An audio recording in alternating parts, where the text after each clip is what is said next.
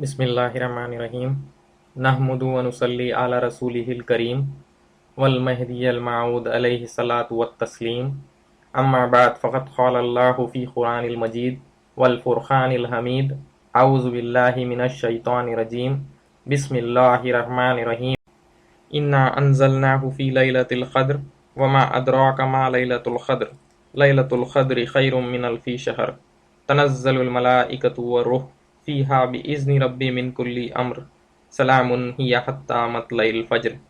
ترجمہ: ہم نے اس کو شب قدر میں نازل کیا، اور تم کیا جانتے ہو شب قدر کیا ہے؟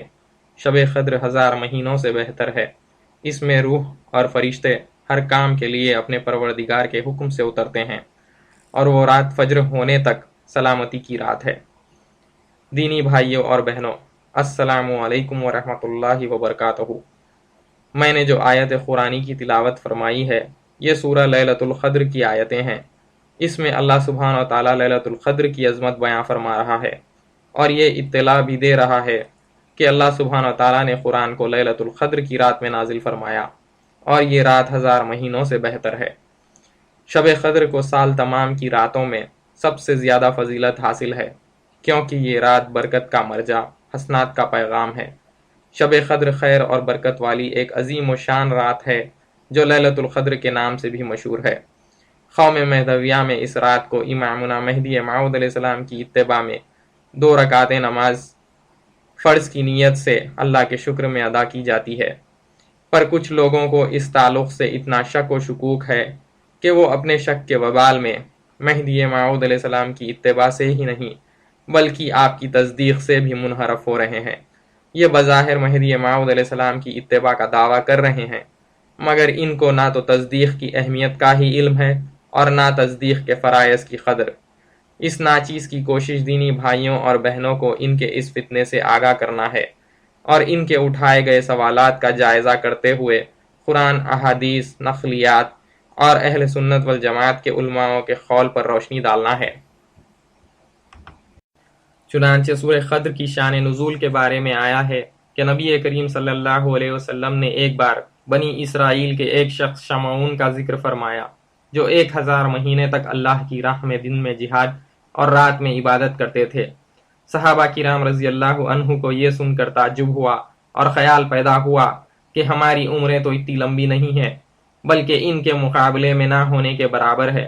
یہ سن کر رسول اللہ صلی اللہ علیہ وسلم غمگین ہوئے، تو اسی وقت اللہ تعالیٰ نے سورہ قدر کا نزول فرمایا، یعنی لیلۃ القدر کی عبادت اس شخص کی 1000 مہینے کی عبادت سے افضل ہونا بیان فرمایا ہے۔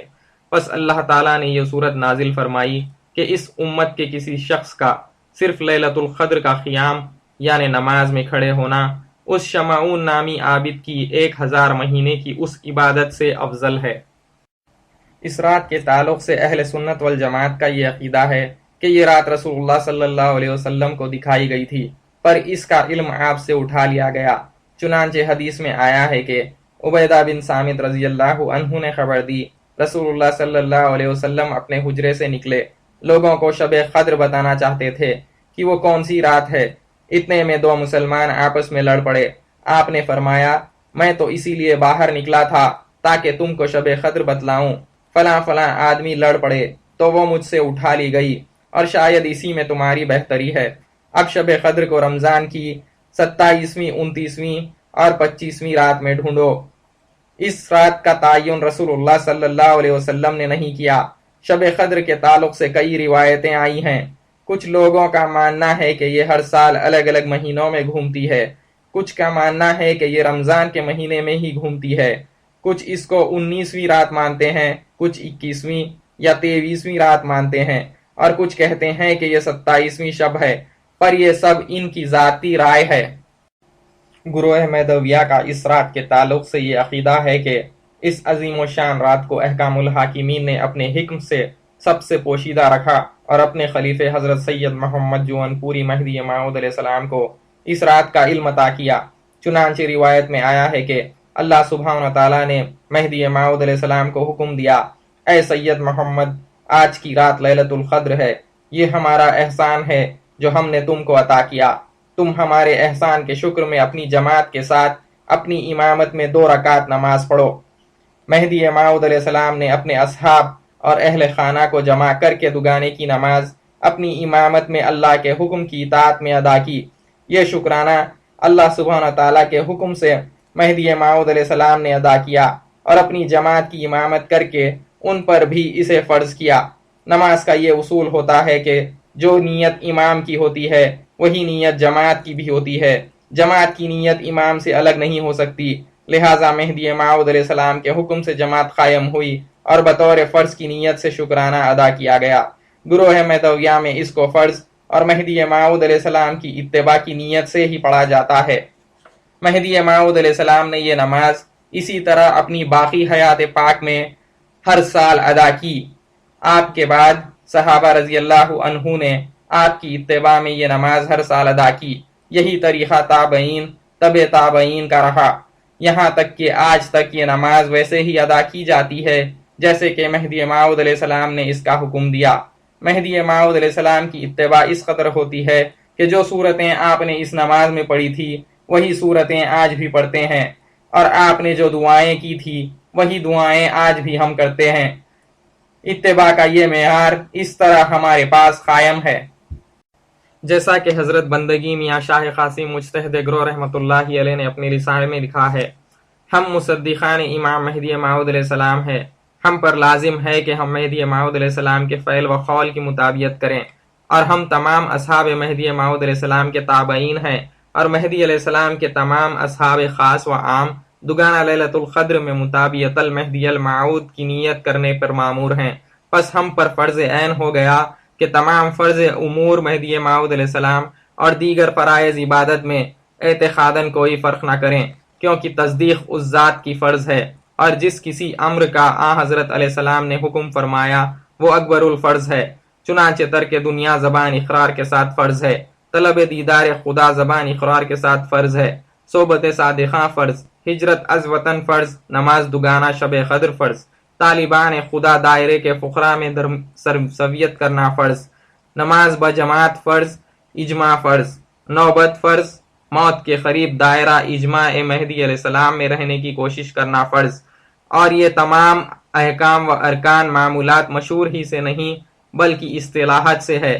بندگی میاں شاہ قاسم مجتہد گروہ کے قول سے یہ بات واضح ہو جاتی ہے کہ دگانہ لیلۃ القدر کی نماز مہدی موعود علیہ السلام کے قول اور فعل سے فرض ہے، اور یہ عمل قوم مہدویہ میں متواتر عمل ہے۔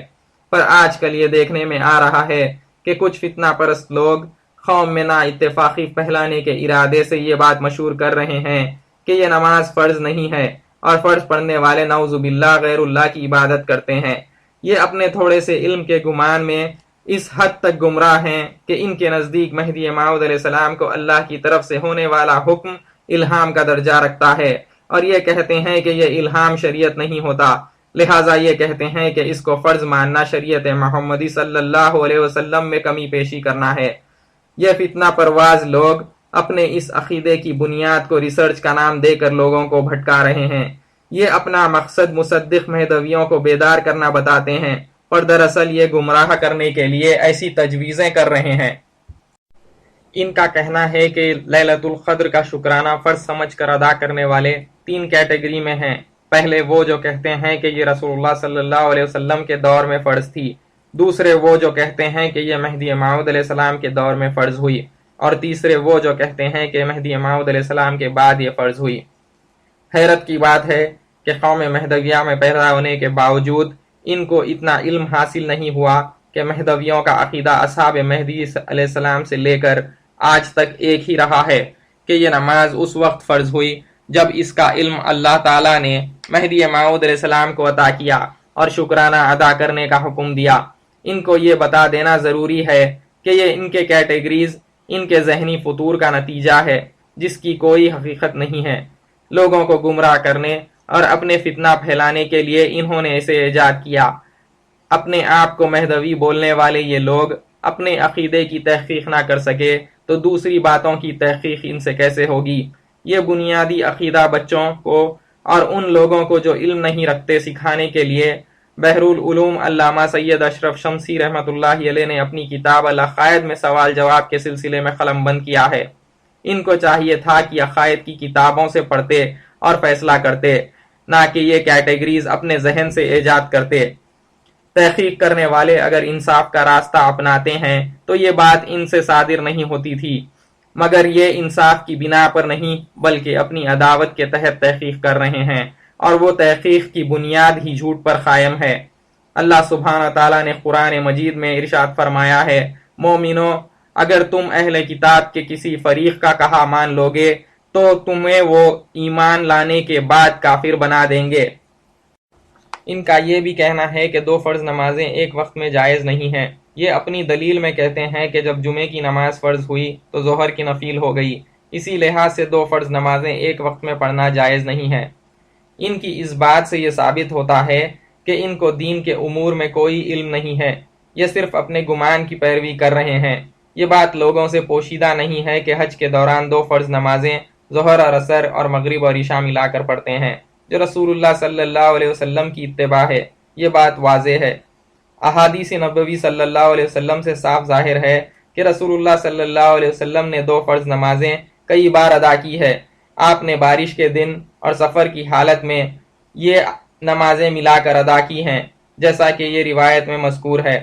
صحیح بخاری کی روایت ہے، حضرت عبداللہ بن عباس رضی اللہ عنہ نے بیان کیا، رسول اللہ صلی اللہ علیہ وسلم نے سفر میں ظہر اور عصر کی نماز ایک ساتھ ملا کر پڑھی ہے، اسی طرح عصر اور مغرب کی نماز میں بھی ایک ساتھ ملا کر پڑھتے تھے۔ اسی طرح بخاری شریف میں اور بھی احادیثیں مذکور ہیں جو ان کی جھوٹ کو دفع کرتی ہیں۔ ان کا کہنا ہے کہ مہدی موعود علیہ السلام کو جو اللہ سبحانہ تعالیٰ کی طرف سے حکم ہوتا تھا وہ الہام ہے، اور یہ کہتے ہیں کہ یہ الہام شریعت نہیں ہوتا۔ ان کا یہ کہنا ان کی نادانی کی وجہ سے ہے۔ پھر جاننا چاہیے کہ خلیفۃ اللہ کے خصائص میں ہے کہ وہ اللہ سبحانہ تعالیٰ سے فیض حاصل کرتا ہے اور عام لوگوں تک اس کو پہنچاتا ہے۔ یہ وحبی علم کہلاتا ہے۔ وحبی علم کے 3 ذریعے ہوتے ہیں، وحی، الہام اور کشف۔ وحی کے پھر 2 قسمیں ہیں، ایک وحی جو مخصوص فرشتے کے ذریعے بھیجی جاتی ہے، اور دوسری وحی جس میں کسی ذریعے کے بغیر خود ذات باری تعالیٰ سے علم حاصل ہوتا ہے۔ انبیاء علیہ السلام کے لیے وحی مخصوص فرشتے سے کی جاتی تھی۔ اللہ سبحانہ تعالیٰ کی ذات سے جو وحی ہوتی ہے اس میں فرشتے کا دخل نہیں ہوتا۔ وحی ایک قطعی اور یقینی امر ہے، اسی لیے وحی کو نہ صرف نبی یا خلیفۃ اللہ کے لیے قطعی اور یقینی قرار دیا گیا ہے بلکہ دوسروں کے لیے بھی یہ یقینی، قطعی اور قابل حجت اور عمل قرار دی گئی ہے۔ اس کے برخلاف عام ولیوں کا الہام و کشف انہی کی حجت ہے جس پر یہ ظاہر ہوا، اور دوسروں کے لیے یہ ظنی قرار دیا گیا ہے۔ اللہ سبحانہ تعالیٰ قرآن مجید میں فرماتا ہے، قل ای شیء اکبر شہادہ قل الا شاہد بینی و بینکم و اوحی الی ھذا القرآن لانذرکم بہ ومن بلغ۔ اس کا مختصر ترجمہ ہے، اور وحی کیا گیا ہے قرآن تاکہ میں ڈراؤں تم کو اس کے ذریعے، اور وہ ڈرائے گا جو میرے مقام کو پہنچے۔ مہدی موعود علیہ السلام سے مروی ہے کہ آپ نے فرمایا، اللہ سبحانہ تعالیٰ نے مجھے حکم فرمایا ہے کہ اس آیت کے من بلغ میں جو من ہے یہ خاص تیری ذات ہے اور کوئی نہیں۔ اس کا مطلب یہ ہوا کہ یہ قرآن وحی کیا گیا ہے میری طرف اور اس شخص کی طرف جو میرے مقام کو پہنچے۔ اگر یہ سوال کیا جائے کہ نبی کریم صلی اللہ علیہ وسلم کو وحی سمجھ میں آتی ہے کیونکہ قرآن آپ پر نازل ہوا، پر مہدی علیہ السلام کو وحی کیسے آ سکتی ہے، تو اس کا جواب یہ ہے کہ اللہ سبحانہ تعالیٰ نے مہدی موعود علیہ السلام کو قرآن کا بیان عطا فرمایا، جیسا کہ ارشاد خداوندی ہے، ثم ان علینا بیانہ، اور پھر ہمارے ذمے ہے قرآن کا بیان، یعنی ولایت محمدی صلی اللہ علیہ وسلم کے اظہار کے ساتھ مہدی موعود علیہ السلام کی زبان سے۔ مہدی موعود علیہ السلام نے فرمایا، بندہ جو کچھ کہتا ہے، کرتا ہے اور پڑھتا ہے، جو بھی آیت بندے کو دکھائے بندہ پڑھتا ہے، اور جیسی تعلیم اللہ تعالیٰ بندے کو دے بیان کرتا ہے۔ اور نیز فرمایا، علمت من اللہ بلا واسطہ جدید الیوم، مجھے اللہ کی جانب سے روزانہ بلا واسطے تعلیم ہوا کرتی ہے۔ یہ بندے کا حال ہے۔ شیخ اکبر محی الدین ابن عربی رحمۃ اللہ علیہ اسی امر کی طرف اشارہ کرتے ہوئے اپنی کتاب فصوص الحکم میں بیان کرتے ہیں کہ خاتم الاولیاء اسی معدن سے لیتے ہیں جس سے جبرائیل علیہ السلام لے کر رسول اللہ صلی اللہ علیہ وسلم کے پاس وحی پہنچاتے تھے۔ اور فتوحات میں لکھتے ہیں کیونکہ مہدی موعود علیہ السلام اللہ کی حجت ہے لوگوں کے لیے، اور حجت اللہ انبیاء علیہ السلام کے درجات میں سے ہے، پس مہدی علیہ السلام اس درجے میں شامل ہے۔ اور امام ابو عیسیٰ محمد بن ترمذی رحمۃ اللہ علیہ نے بھی خاتم الاولیاء کو حجت اللہ کے نام سے یاد کیا ہے اپنی کتاب جو خاتم الاولیاء کے نام سے مشہور ہے۔ ان دلائل سے مہدی موعود علیہ السلام کے درجے کا پتہ چلتا ہے۔ آپ کا ہر حکم خطا سے پاک ہے کیونکہ مہدی موعود علیہ السلام معصوم عن الخطا ہے، جیسا کہ رسول اللہ صلی اللہ علیہ وسلم نے آپ کے حق میں فرمایا ہے۔ روایت ہے امام مہدی خطا سے برہ ہے کیونکہ وہ اپنی خواہش نفس سے باتیں نہیں کرتے مگر اللہ کی جانب سے جو ان کی طرف وحی کی جائے گی وہی بیان کریں گے۔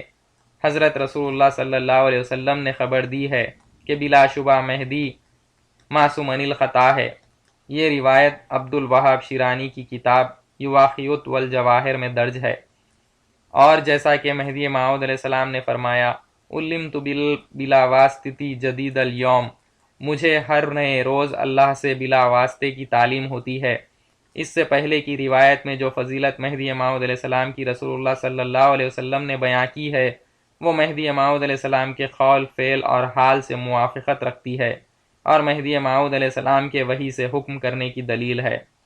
اور ایک روایت میں آیا ہے کہ رسول اللہ صلی اللہ علیہ وسلم نے فرمایا مہدی میرے نقش قدم پر چلیں گے، کبھی خطا نہیں کریں گے۔ مہدی موعود علیہ السلام خلیفۃ اللہ، داعی الی اللہ ہے، مخلوق کو اللہ کی طرف بلانے کے لیے مبعوث ہوئے ہیں، جیسا کہ رسول اللہ صلی اللہ علیہ وسلم نے فرمایا کہ مہدی دین کو آخری زمانے میں قائم کرے گا جیسا کہ میں نے اول اسلام میں قائم کیا۔ اگر جیسا کہ یہ کہتے ہیں کہ آپ کا الہام شریعت نہیں ہے تو پھر آپ دین کو کیسے قائم کرتے جیسا کہ رسول اللہ صلی اللہ علیہ وسلم نے قائم کیا؟ آپ کو اگر علم یقینی نہ ہو تو پھر حجت اللہ کیسے کہا جائے گا؟ اگر الہام اور کشف کا اطلاق مہدی موعود علیہ السلام سے پھر بھی کرنا چاہتے ہو تو یہ جاننا ضروری ہے کہ مہدی موعود علیہ السلام کا الہام ربانی اور کشف یقینی دلیل قطعی ہوگا۔ ان دلیلوں کے پیش نظر یہ صاف ہو گیا کہ مہدی موعود علیہ السلام کو اللہ کی طرف سے جو علم حاصل ہوتا تھا وہ علم قطعی تھا اور عین شریعت، جیسا کہ شیخ اکبر محی الدین ابن عربی رحمۃ اللہ علیہ نے فتوحات مکیہ میں بیان کیا ہے۔ تو جو کچھ مہدی علیہ السلام حکم کریں گے وہ حقیقی شریعت محمدی صلی اللہ علیہ وسلم ہوگی، یہاں تک کہ اگر محمد صلی اللہ علیہ وسلم اس زمانے میں باحیات ہوتے اور آپ کے سامنے کوئی مسئلہ پیش کیا جاتا تو وہ بھی اسی طرح حکم کرتے جیسا کہ مہدی موعود علیہ السلام کریں گے، کیونکہ اللہ سبحانہ و تعالی مہدی علیہ السلام کو وحی کے ذریعے تعلیم عطا کرے گا اور مہدی علیہ السلام کے لیے قیاس حرام ہوگا۔ یہاں تک ہے شیخ اکبر محی الدین ابن عربی رحمۃ اللہ علیہ کا بیان۔ ہمارے لیے مہدی موعود علیہ السلام کی بات ہی حجت ہے، کیونکہ آپ اللہ کی حجت ہے لوگوں کے لیے، اور اللہ کی حجت پہ کوئی اور حجت قائم نہیں ہو سکتی، نہ ہی وہ کسی اور حجت کی محتاج ہوتی ہے۔ یہ کہتے ہیں کہ شریعت میں نہ ہی کوئی کچھ ڈال سکتا ہے اور نہ ہی کوئی کچھ نکال سکتا ہے۔ ہم کہتے ہیں کہ شریعت میں مہدی علیہ السلام نے کچھ کمی پیشی نہیں کی ہے۔ ان کو جاننا چاہیے کہ جو شریعت رسول اللہ صلی اللہ علیہ وسلم کو دی گئی ہے وہ قرآن ہے، اور اللہ تعالیٰ نے یہی قرآن کا بیان مہدی علیہ السلام کو عطا کیا۔ تو جو کچھ مہدی موعود علیہ السلام بیان کرتے ہیں وہ عین شریعت ہے، چاہے یہ مجتہدین کے قول کے خلاف ہی کیوں نہ ہو، کیونکہ مہدی موعود علیہ السلام اپنی خواہش نفس سے نہیں بولتے، جو اللہ کا حکم ہوتا ہے وہی بیان کرتے ہیں۔ پھر جاننا چاہیے کہ اللہ سبحانہ تعالیٰ نے پوری قرآن کا نزول رسول مقبول صلی اللہ علیہ وسلم کے قلب اطہر پر نازل فرمایا، پر کچھ امور ایسے ہیں جو آپ کی حیات پاک میں بیان میں نہیں آئے، پھر یہ امور وقت ضرورت پر عمل میں آئیں گے، پر یہ قرآن کے موافق ہونے چاہیے، جیسا کہ حضرت عبد الملک سجاوندی رضی اللہ عنہ نے منہاج التقویم میں لکھا ہے۔ اصول فقہ میں ذکر کیا گیا ہے کہ رسول اللہ صلی اللہ علیہ وسلم دنیا سے تشریف لے گئے اور ہمارے لیے ربا کے ابواب کو تفصیل سے نہیں بیان فرمایا۔ جن چیزوں کو رسول اللہ صلی اللہ علیہ وسلم نے بیان نہیں کیا ان کے بیان کا احتمال باقی ہے۔ امام نووی رحمۃ اللہ علیہ صحیح مسلم کی شرح میں کہتے ہیں کہ مذہب صحیح کے مطابق بیان کی تاخیر وقت ضرورت تک جائز ہے۔ اسی کے پیش نظر آپ نے دیت اور کفارہ کے امام شافعی کے پاس واجب ہونے کا ذکر کیا، حالانکہ رسول اللہ صلی اللہ علیہ وسلم نے اسے واجب نہیں فرمایا جب کلمہ پڑھنے کے باوجود ایک شخص کو قتل کر دیا گیا تھا۔ کیا ہم یہ کہیں گے کہ ان ائمہ نے شریعت میں کچھ ڈالا ہے؟ اور ہم دیکھتے ہیں کہ ابو بکر صدیق رضی اللہ عنہ نے کلالہ کا حکم سنا کر یہ کہا تھا کہ یہ میری ذاتی رائے ہے، اگر صحیح ہے تو اللہ اور اس کے رسول سے ہے، نہیں تو یہ مجھ سے اور شیطان سے ہے۔ آپ رضی اللہ عنہ کے پردہ فرمانے کے بعد دیگر خلفائے راشدین اور اصحاب نے اسی حکم کو تسلیم کیا، اور اس پر فقہا اور ائمہ مجتہدین کا اتفاق بھی ہے۔ کیا کوئی یہ کہہ سکتا ہے کہ ابو بکر صدیق رضی اللہ عنہ نے اپنی ذاتی رائے سے شریعت میں کمی پیشی کی جبکہ رسول اللہ صلی اللہ علیہ وسلم سے کوئی قطعی حکم موجود نہیں ہے؟ امام مجتہدین نے اپنے قیاس سے شریعت میں کئی چیزوں کو فرض، واجب، سنت اور مستحب کا حکم دیا، اور بعض فیصلوں میں ان کے درمیان اختلاف ہے۔ کیا کوئی یہ کہتا ہے کہ انہوں نے شریعت میں ان چیزوں کا ایجاد کیا جو رسول اللہ صلی اللہ علیہ وسلم کے دور نبوت میں نہیں تھی؟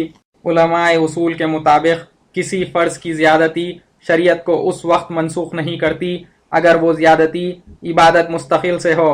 علماء کا اس پر اتفاق ہے کہ ایسی زیادتی شریعت کو منسوخ نہیں کرتی، جس طرح ان سوالوں کے جواب میں اہل سنت والجماعت کا اتفاق ہے کہ شریعت میں کچھ ڈالا گیا نہ کچھ نکالا گیا، حالانکہ یہ سب معصومین الخطا بھی نہیں ہیں۔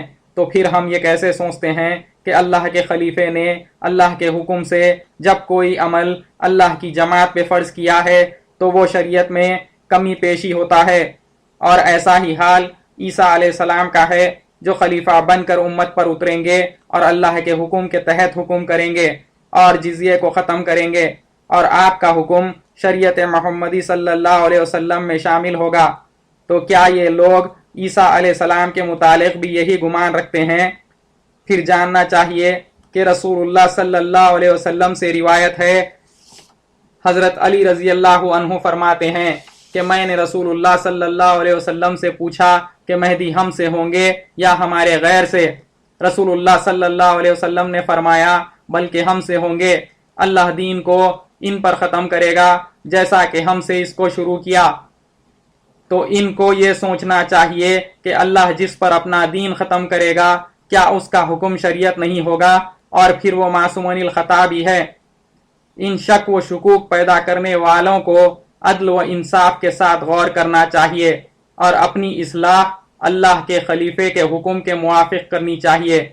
جبکہ یہ امام آخر الزماں خلیفۃ اللہ سید محمد مہدی الموعود علیہ السلام کی تصدیق کا دعویٰ کرتے ہیں، تو ان کو چاہیے کہ امامنا مہدی موعود علیہ السلام کی ذات اور بات دونوں کی تصدیق کریں اور اپنے علم کے گمان میں تصدیق سے منحرف ہو کر ہلاکت میں نہ پڑیں۔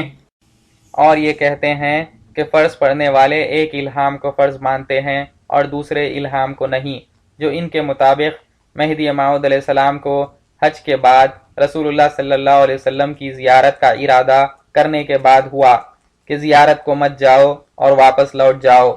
یہ پوچھتے ہیں کہ ہم اس دوسرے الہام کو کیوں نہیں مانتے اور مدینہ رسول اللہ صلی اللہ علیہ وسلم کی زیارت کو کیوں جاتے ہیں؟ اس کا جواب یہ ہے کہ تمہاری یہ بات کہ مہدی موعود علیہ السلام کو رسول اللہ صلی اللہ علیہ وسلم کی زیارت نہ کرنے کا الہام اللہ کے پاس سے ہونا سراسر جھوٹ ہے۔ اس واقعے کا ذکر ہماری کتابوں میں ایسے درج ہے۔ بعض کہتے ہیں کہ امام علیہ السلام نے کعبہ شریف میں 3 مہینے قیام کیا، اس کے بعد حضرت مصطفیٰ صلی اللہ علیہ وسلم کی زیارت کا ارادہ فرمایا اور اونٹ والوں کا کرایہ بھی دیا، لیکن حضرت رسالت پناہ کی روح مقدس سے معلوم ہوا، کہا اے سید محمد، تم گجرات کے شہروں کی طرف جاؤ، تمہاری مہدیت کی دعوت گجرات میں ظاہر ہوگی۔ پس اونٹ والوں سے کرایہ لے کر کشتی والوں کو دیا۔ یہ واقعہ ہماری ان کتابوں میں موجود ہے، مولود، شواہد الولایت اور مطلع الولایت۔ اس وضاحت سے صاف ظاہر ہوتا ہے کہ جو اللہ کے نام پہ جھوٹ باندھا گیا وہ ان لوگوں کی عداوت کی وجہ سے ہے۔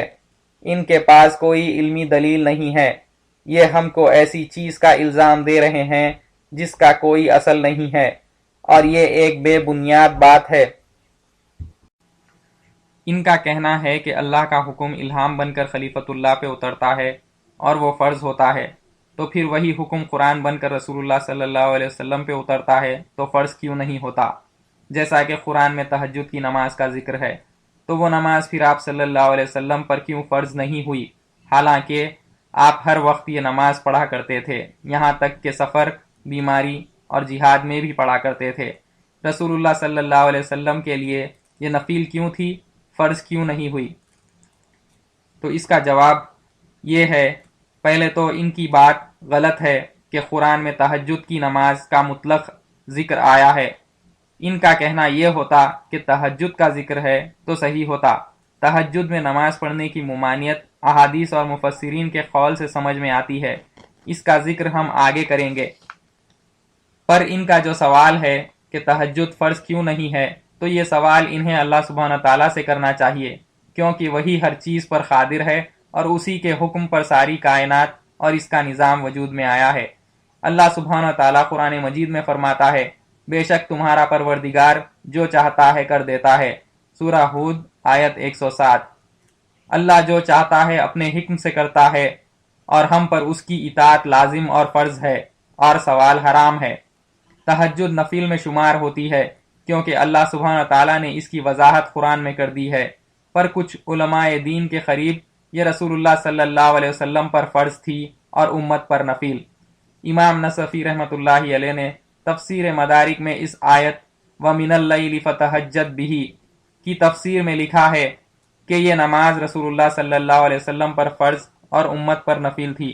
چنانچہ آپ لکھتے ہیں، یہ پانچوں نمازوں سے زائد عبادت آپ پر لازم کی گئی ہے، گویا تہجد اور نافلہ کو ایک ہی معنی جمع کرنے والے ہیں۔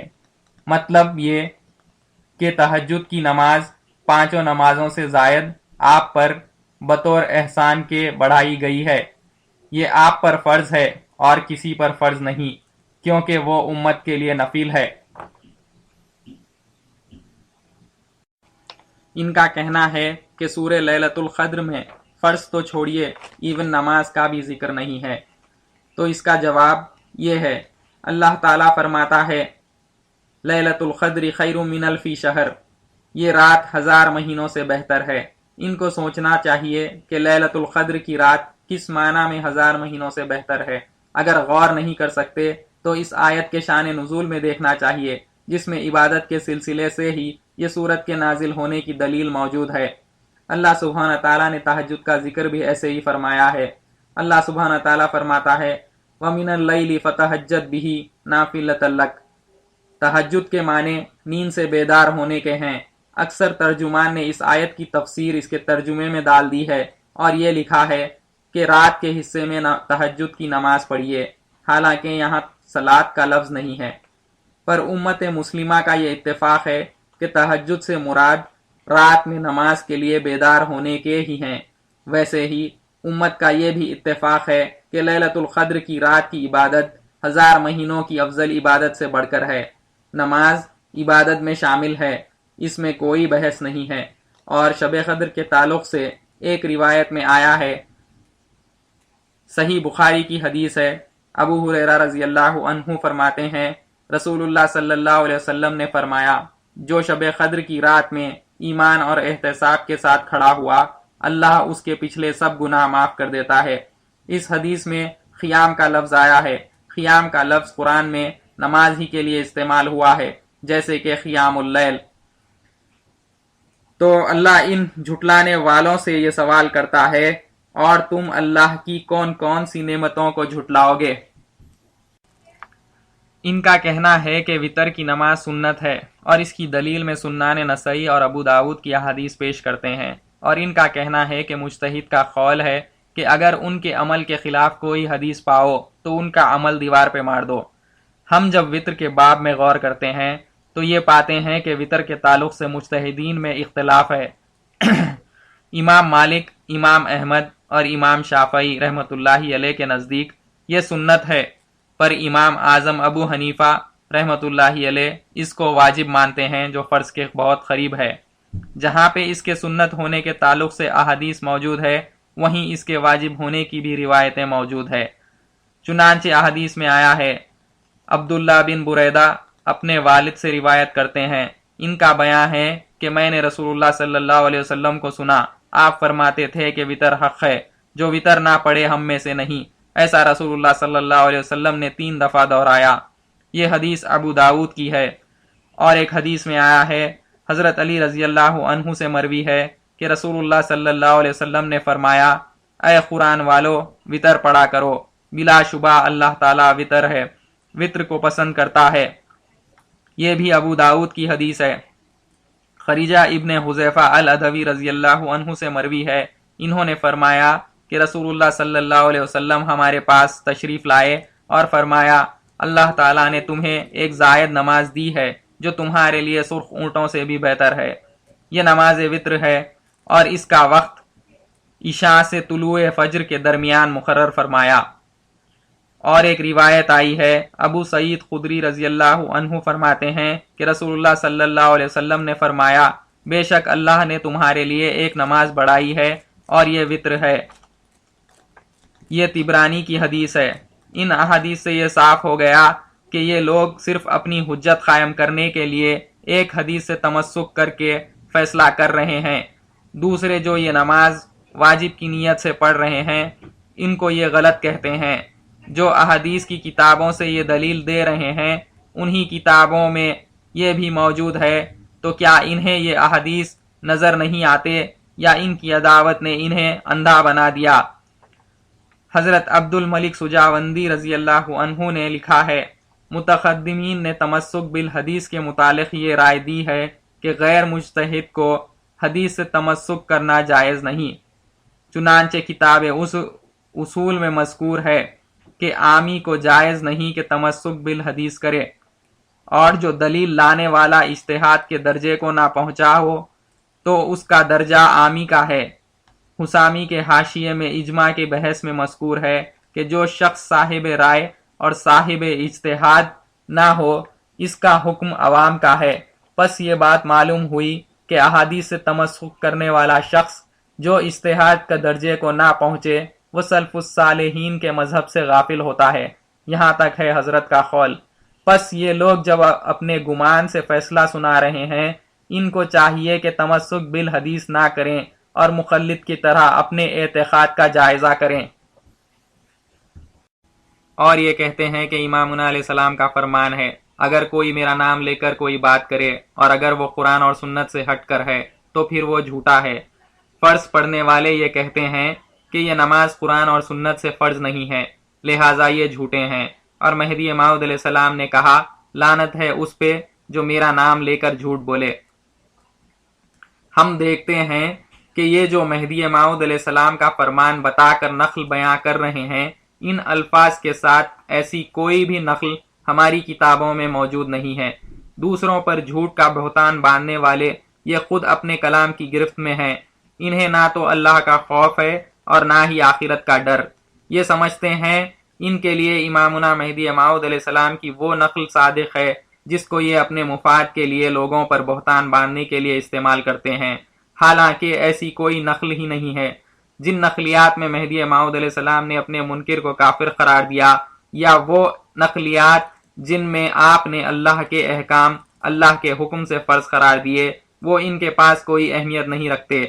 بڑے صاف انداز سے یہ کہہ دیتے ہیں کہ ولایت کے احکام پر عمل کرنے سے ثواب ملتا ہے اور نہ کرنے پہ گناہ نہیں ہوتا، یعنی خلیفۃ اللہ، داعی اللہ، مہدی مراد اللہ کے احکاموں کو مستحب میں شمار کرتے ہیں۔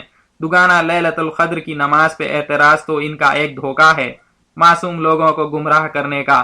دراصل یہ امامنا مہدی موعود علیہ السلام کی کوئی تعلیم کو فرض نہیں مانتے، یہ سب ان کے لیے کوئی معنی نہیں رکھتی، پر اللہ سبحانہ تعالیٰ نے ان کی عداوت اور بے دینی کا خلاصہ انہی کی باتوں سے عام کیا ہے۔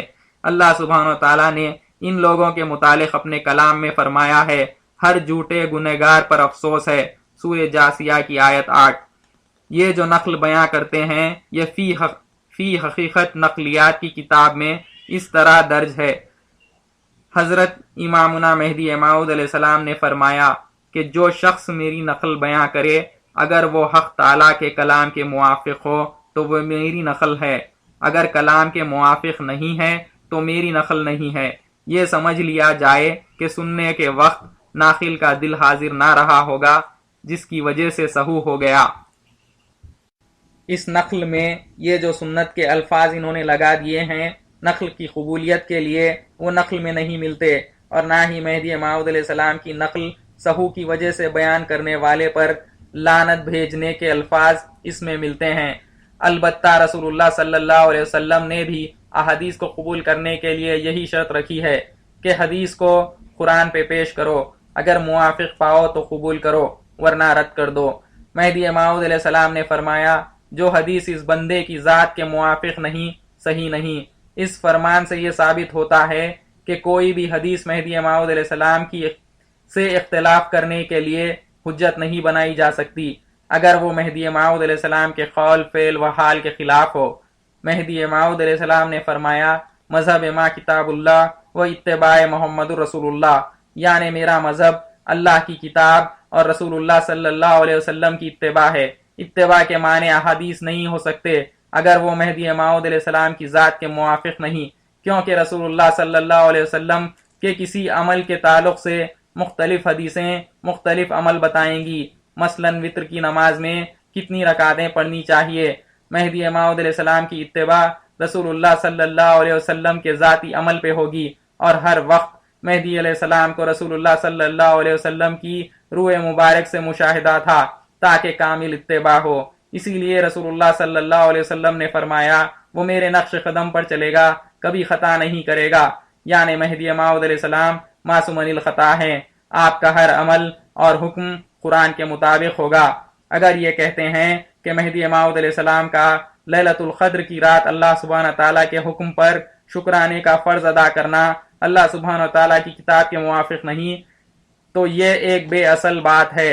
جب ہم قرآن مجید میں غور کرتے ہیں تو دیکھتے ہیں کہ اللہ سبحانہ تعالیٰ نے فرض نمازوں کی ادائیگی کے لیے جو آیت فرمائی ہے وہ یہ ہے وَأَقِیمُوا الصَّلَاةَ وَآتُوا الزَّکَاةَ وَارْکَعُوا مَعَ الرَّاکِعِینَ، اور نماز قائم کرو اور زکوٰۃ ادا کرو اور رکوع کرنے والوں کے ساتھ رکوع کیا کرو۔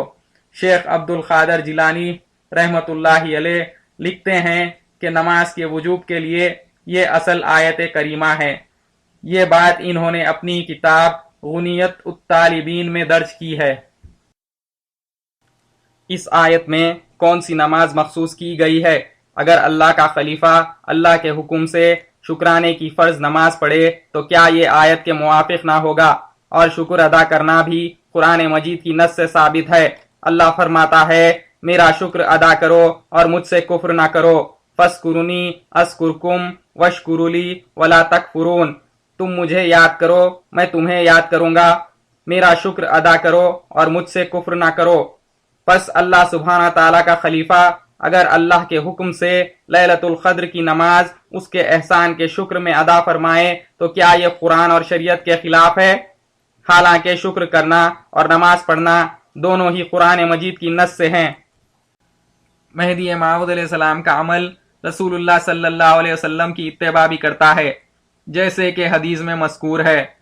ابو ذر غفاری رضی اللہ عنہ سے روایت آئی ہے کہ رسول اللہ صلی اللہ علیہ وسلم 27ویں شب کو تشریف لائے اور ہم سب کو اور اہل خانہ کو جمع فرمایا اور سب کو لے کر اتنی دیر تک نماز پڑھتے رہے کہ ہم کو سحری چھوٹنے کا اندیشہ ہو گیا۔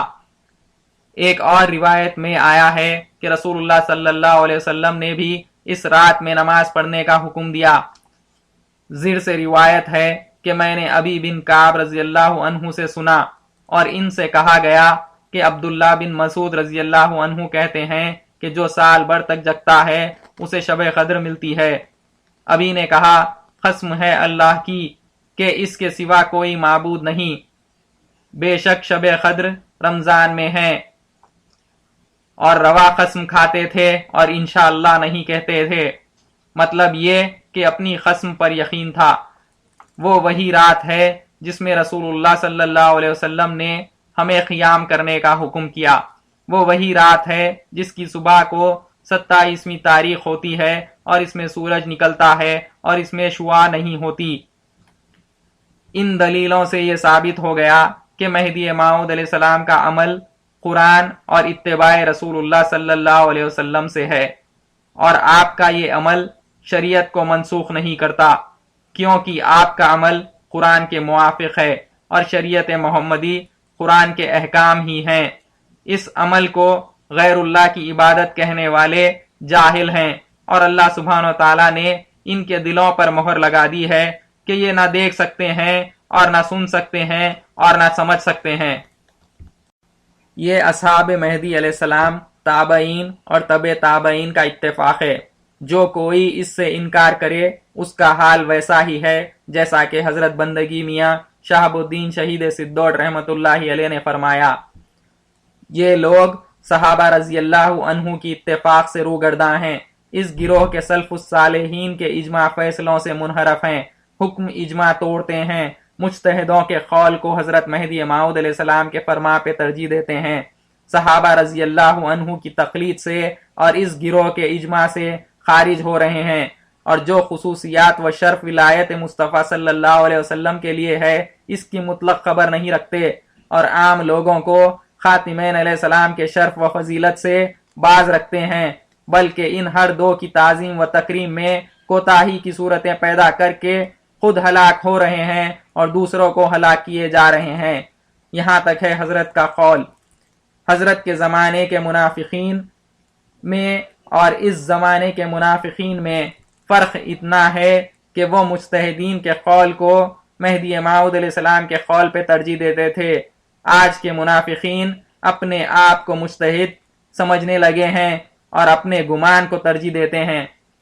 آخر میں اللہ تعالیٰ سے یہ دعا ہے کہ ہمیں رسول اللہ صلی اللہ علیہ وسلم اور مہدی موعود علیہ السلام کی صحیح معنی میں تقلید کرنے کی سمجھ عطا کرے، اور اللہ ہمیں ان فتنہ پرواز لوگوں سے محفوظ رکھے اور ان کی اصل صورت اسی طرح ظاہر کر کے انہیں دنیا اور آخرت دونوں میں ذلیل کرے۔ ربنا تقبل منا انک انت السمیع العلیم